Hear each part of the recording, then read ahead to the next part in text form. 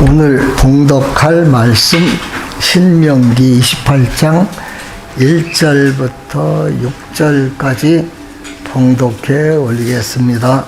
네가 내 하나님 여호와의 말씀을 삼가 듣고 내가 오늘 내게 명령하는 그 모든 명령을 지켜 행하면 내 하나님 여호와께서 너를 세계 모든 민족 위에 뛰어나게 하실 것이라.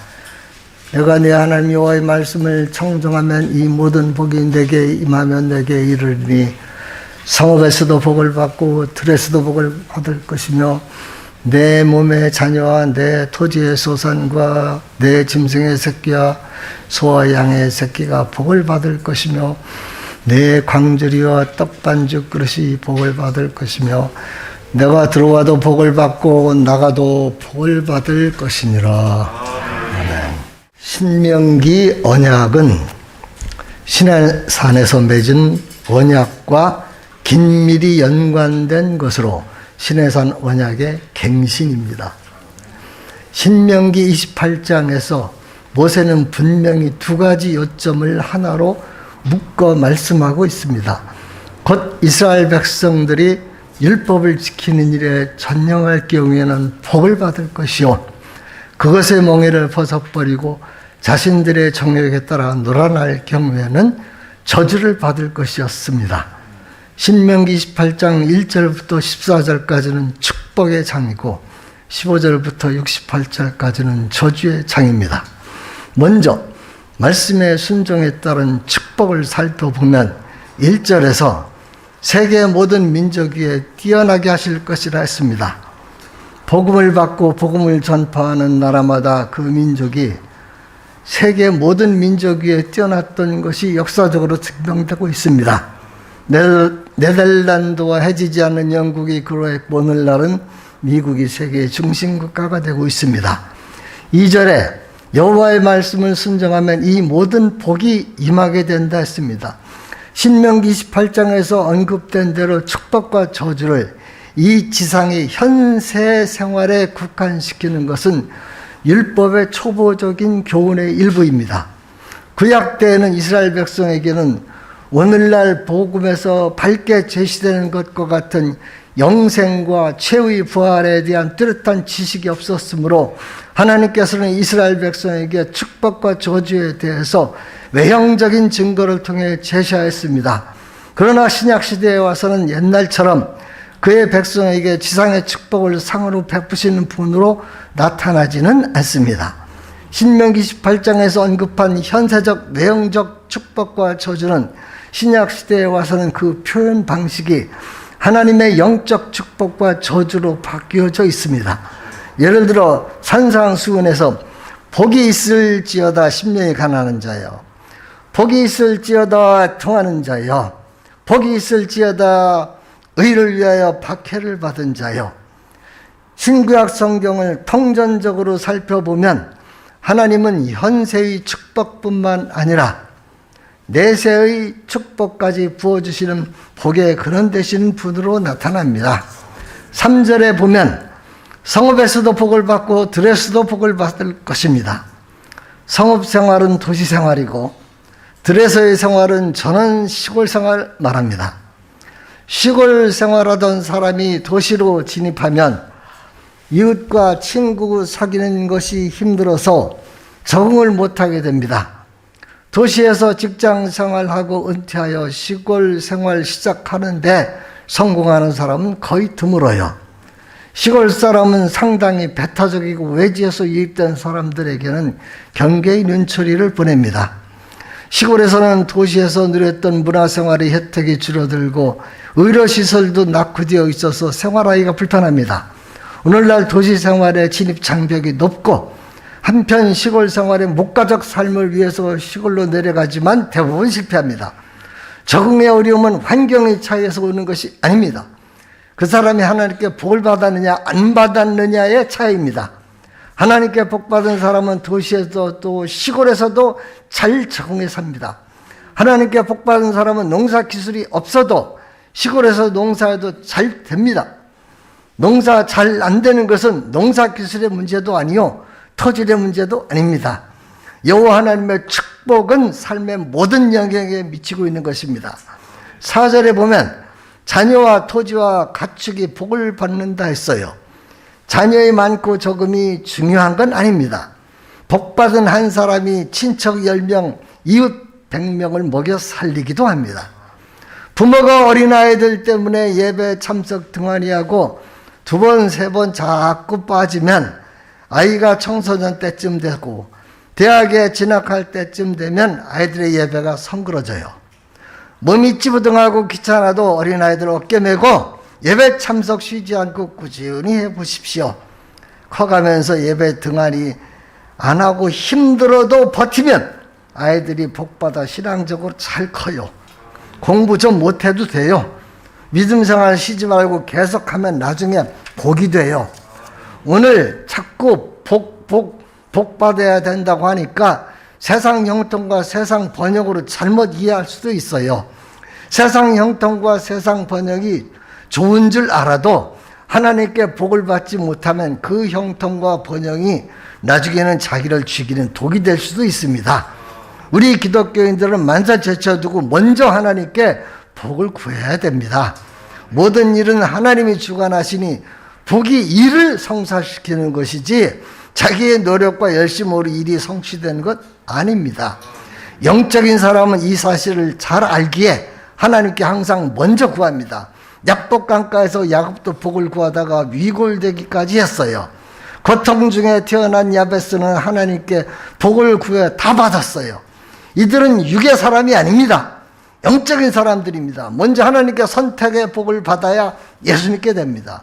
예수 믿는 사람은 믿기 전에 이미 하나님께 복받은 사람입니다. 복받아서 예수 믿게 된 사람은 주 예수의 말씀 순종하니 영육의 복을 누리는 것입니다. 그래서 기독교인은 은혜 위에 은혜요 복 위에 복을 더하는 것입니다. 악인들의 꾀를 따르지 아니함으로 복받는 것 아닙니다.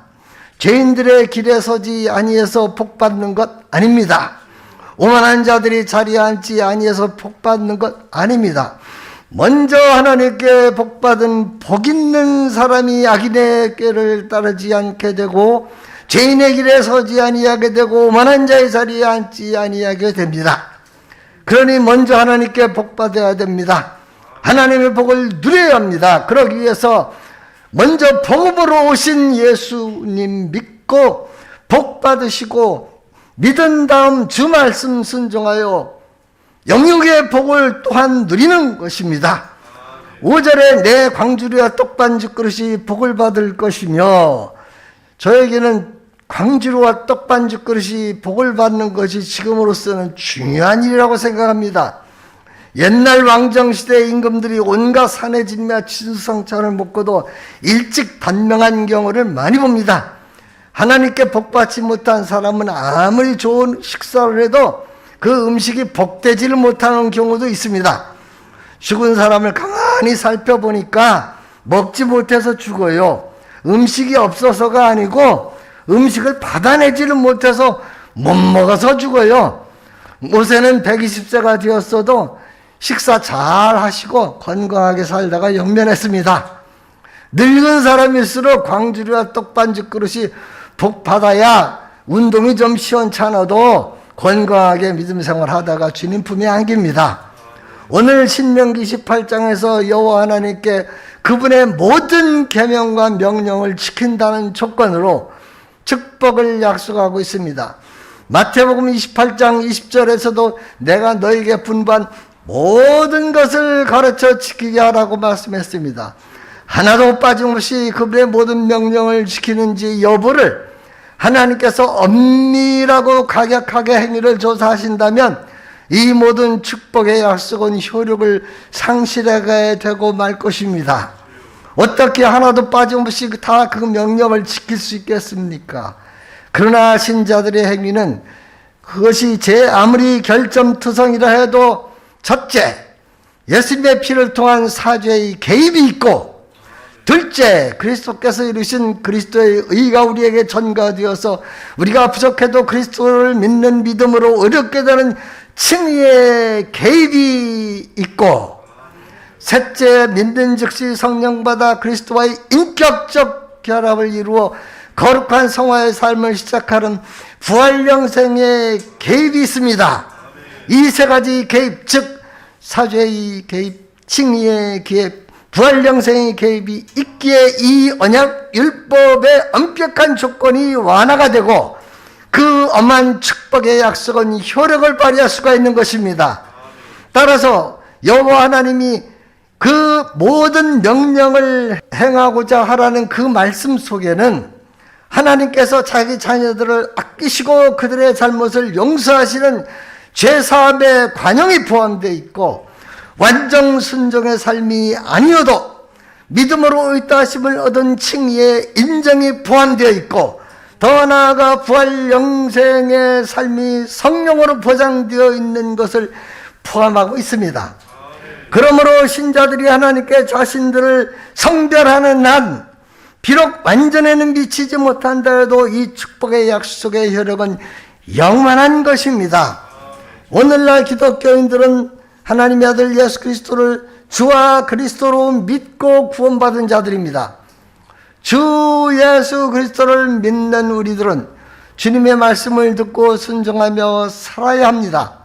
주 예수님의 말씀대로 순종하며 산다는 것에 대해서 어떤 말씀을 순종합니까? 그 말씀을 어디까지 순종하며 살아야 합니까? 주 믿고 순종하는 삶이 주님 따라가는 삶인데, 그 따라가는 삶이 어디까지 가야 합니까? 어떤 말씀 순종하는 것이지요? 성경은 누구든지 나를 따라오려거든 자기를 부인하고 날마다 자기 십자가를 지고 나를 따라올 것이니라. 날마다. 오늘 그의 모든 명령을 지켜 행하라. 오늘 너희가 그의 음성을 듣거든 너의 마음을 완고하게 하지 말라. 오늘 예수님은 세상에 있는 자기 사람들을 사랑하시되 끝까지 사랑하셨습니다. 오늘 모든 말씀 순종하고 주님 따르는데 날마다 그리고 끝까지 가는 것입니다. 영생받은 자의 특징은 무엇입니까? 오늘 모든 말씀 순종하고 자기 부인하고 날마다 십자가 지고 주님을 끝까지 따르는 것입니다. 이렇게 하면서 주님을 따르는 것이 어떻게 가능합니까? 이 문제를 생각해 보신 적 있으십니까? 이 주님 따른다는 것이 얼마나 힘드는지요. 예수님은 망대 짓는 비유 말씀하시면서 망대 짓기까지의 전 비용을 계산해서 대비하라 했습니다. 기초만 쌓다가 준비 부족, 비용 부족으로 능히 이루지 못하면 비웃음거리가 된다 했습니다. 주님 따르는 일에 어설프게 대응했다가는 낭패보게 됩니다. 오늘 날마다 모든 말씀 순종하고 끝까지 순종하면서 주님 따르는 길이 제자 되는 길인데, 이 길은 어정쩡하게 갈 수 있는 길이 아니고 만만한 삶이 아닙니다. 이 길을 갈 때 그 대가를 지불할 충분한 용의가 있고, 또한 그 대가를 지불해야 끝까지 갈 수 있습니다. 주님 믿고 주의 모든 명령 따를 때 우리는 어떤 말씀을 의식하면서 날마다 순종하면서 살아가고 있습니까? 그 많은 말씀 모두 오늘 다 순종하고 끝까지 주님을 따른다는 것이 어떻게 가능하겠습니까?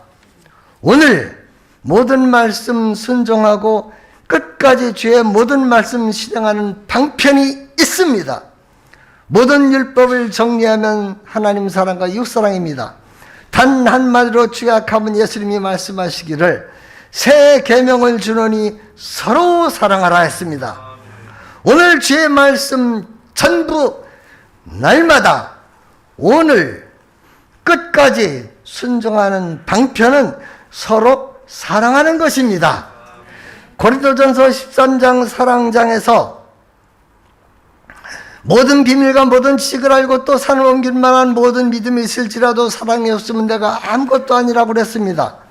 산을 옮길 만한 믿음은 많은 기독교인들이 가지기가 힘든 대단한 것인데, 모든 비밀과 모든 지식을 아는 것은 엄청 신비롭고 평생 예수 믿어도 이 경지까지 가는 것은 참으로 요한한 일입니다. 그런데 이런 귀한 것들이 아무것도 아닐 수 있다는 것입니다. 이런 말씀이 실감이 되십니까? 저는 이런 말씀이 실감이 안 돼요. 너무 힘들고 죽을 만큼 고통스러울 때는 그때서야 비로소 실감이 됩니다. 어찌할 바를 모르겠어, 그때는요. 도대체 이 현상이 무엇입니까? 저 개인적인 생각으로는 이런 무서운 과정은 기독교인이 받는 극도의 연단이라고 생각하는데, 거기에서 비로소 정금같이 빚어지는 것이 느껴지고 그리스도의 사랑을 배우고 깨닫게 됩니다. 고린도전서 13장에서 말하는 사랑을 배워가게 됩니다. 고린도전서 13장 15가지의 사랑의 덕목을 살펴보면 구체적이고 적극적인 것이 아닌 것 같아요. 굉장히 좀 단조로워 보여요. 오래 참고 온유하며 시기하지 아니하며 자랑하지 아니하며 교만하지 아니하며 불의에 행하지 아니하며 자기 유익을 구하지 아니하며 성내지 아니하며 악한 것을 생각지 아니하며 불의를 기뻐하지 아니하며 진리와 함께 기뻐하고 모든 것을 참으며 모든 것을 믿으며 모든 것을 바라며 모든 것을 견디느니라. 자기 부인하고 15가지 사랑 덕목을 실천하는 것이 오늘 주의 모든 말씀 순종하는 것이며 끝까지 주님 따르는 것인데, 결국 이것이 사랑을 배워가는 것인데 과연 이것이 그런 것일까? 생각을 많이 해봤습니다. 신명기 28장 1절에 오늘 모든 명령 지키라 했는데, 이 오늘이라는 말이 굉장히 중요해요. 이 오늘이라는 이 단어가 그 개념이 잘 와닿지를 않아요. 오늘이라는 이 말씀이 지금 바로 여기서, 또는 내가 서 있는 바로 이 장소에서, 바로 이 위치에서, 자기가 처한 바로 그 현실에서 바로 지금 여기서란 뜻으로 여겨집니다. 오늘이라는 바로 지금 이 현실에서 15가지 실행하는 것, 오래 참는 것, 자랑하지 아니하는 것, 교만하지 아니하는 것, 자기 유익을 구하지 아니하는 것, 이런 것이 주님의 모든 명령을 따르며 순종하는 것이며, 이 일을 중단하지 않고 계속 끝까지 하는 것이 주님을 따르는 제자의 삶이요, 주님을 사랑하는 실천하는 길이요, 서로 사랑하는 것이며 주의 사랑을 배우는 것입니다. 이렇게 할 때 성령님이 도와주십니다. 서로 사랑하라는 것이, 주의 사랑 배우는 것이 오늘날 주의 모든 명령 따르는 것입니다. 주의 모든 명령은 산상수훈에 다 들어있어요. 성령을 의지해서 산상수훈 실천하다 보면 사람 사랑 배우고 주의 사랑 배웁니다. 억지로 오리를 가자고 하면 오리를 갈 계획밖에 없어요. 그런 요구가 오면, 그래? 그럼 주의 말씀대로 힘디 갈게. 오리 이상 육리부터 힘들고 어려워요. 그런데 말이죠, 육리부터 하나님의 섭리가 펼쳐집니다. 육리, 칠리, 팔리, 구리, 그렇게 가면 우리가 상상하지 못했던 길이 열리고 우리는 그 길을 걸어가기 시작합니다. 거기에 숨겨진 하나님의 초자연적인 인도와 하나님의 길이 열리는 것입니다. 속옷을 가지고자 하는 자에게 겉옷까지도 가지게 하라. 양보하면서 사랑을 베풀었더니 겉옷까지 내놓으랍니다. 겉옷은 값비싸고 자기 명예, 권위, 정체성까지를 의미합니다. 물에 빠진 사람 건져주었더니 보따리 내놓으랍니다. 주의 사랑 실천하다 보면 자기 명예, 지위, 자존심까지 다 내려놓아야 하는 시점이 옵니다. 그 시점부터 수고하고 무거운 짐이 벗겨지고 비로소 마음의 평안과 쉼이 옵니다. 성령이 역사하는 순간입니다. 하나님께서 자기를 사랑하는 자들에게 예비하신 것은 눈으로 보지 못하고 귀로도 듣지 못하고 사람의 마음으로 생각지 못한 것입니다. 제자가 되고 제자의 삶을 사는 일은 내가 계획해서 한다고 해서 이루어지지도 아니할 뿐 아니라 그렇게 해서도 아니 됩니다. 그것은 내가 이루어가는 것이 아니고 하나님께서 이루어가는 것입니다. 그래서 사랑을 배워가는 것은 쉽기도 하고 재미있기도 하고 지루할 시간이 없어요. 영적으로 괴롭고 지루한 시간에 직면할 때 주님만 바라보고 그 자리에 벗어날 그런 생각을 하지 말고 내가 상대하는 가까운 그리고 그 지겨운 사람을 용납하고 용서하고 관용하고 끝까지 사랑 실천하면서 오래 참고 모든 것을 견디고 버텨내는 순간순간의 시간들이 필요합니다. 지금 현실 이 자리에서 오래 참고 용납하고 자기의 유익을 구하지 아니할 때, 즉 사랑을 실천하고 배우는 오늘이라는 순간들이 다 채워져야 합니다. 그동안 그 자리에서 모든 것을 참여 모든 것을 견뎌내면서 차곡차곡 자기를 날마다 부인하면서 자기 유익을 구하지 않고 악한 것을 생각지 아니하면서 끝까지 사랑 실천으로 주님을 따라가면 어느 날 순식간에 빨려오는 것이 있습니다. 그때가 나를 인계에 맡아서 주님이 나 대신 일하는 때입니다. 주님은 절대 공짜가 없습니다. 사랑의 과정을 다 밟아야 일이 성사됩니다. 시간 지나면 알게 됩니다.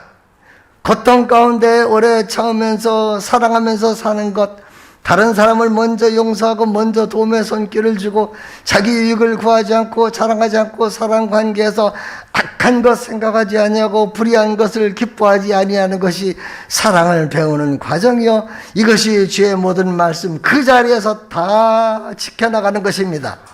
가만히 있으면서 주님 따르고 더디지만 사랑 실천하는 것이 사랑을 배워가는 길이며 가장 빠른 길입니다. 그것이 모든 말씀 순종하는 길이요, 주님이 오늘 일하는 그 숫자를 채워나가게 하십니다. 나의 하나님 어찌하여 나를 버리십니까? 주님이 말씀하셨죠. 주여 어찌하여 나를 이 지긋지긋하고 못난 사람을 나에게 붙였어. 내가 이 사람 때문에 평생 썩는 것 아닙니까? 주여 어찌 저를 이렇게 썩기까지 버리기까지 하십니까? 속에서 그 안에서 치지고 볶고해도 그 상황 모면하려고 하지 말고 사랑으로 끝까지 버텨내는 것이 인생 제일 가치 있는 일입니다. 주님이 나를 가장 아름답게 빚어내는 순간입니다. 이 사랑의 복을 우리 구합시다. 감사합니다.